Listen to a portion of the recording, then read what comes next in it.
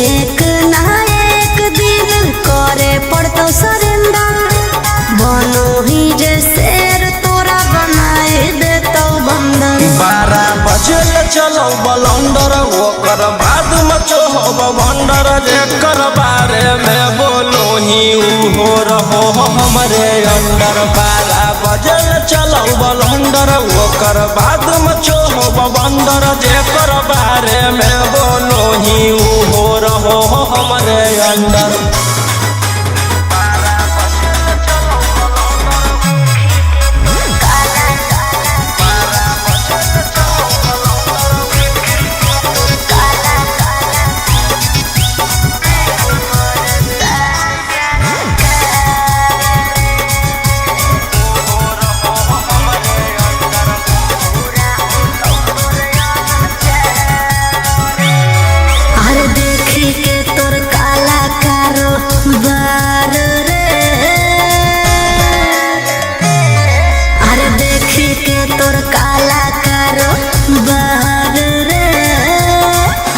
परेशान सरकार रे। अरे आगे पीछे लेके छोड़ा घूमो ही डिफेंडर। नेता विधायक से ज्यादा तोरे टांगल रहो कैलेंडर। 12 बजे चलो बलंदर ओकर बाद मचो हो भंडर। जेकर बारे में बोलो ही हो रहो हमरे अंडर। 12 बजे चलो बलंदर ओकर बाद मचो हो बंदर। जेकर बारे में बोलो ही हो रहो हमरे अंडर।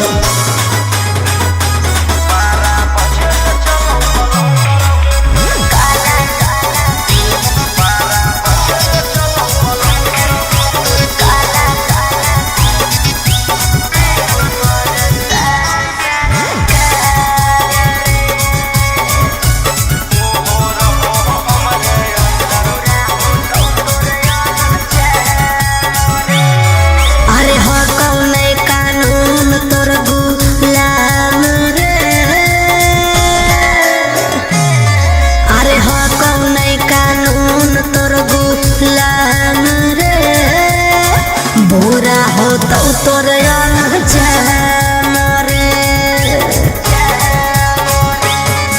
अरे राजा रोशन रोहिया जादे बने नहीं सिकंदर।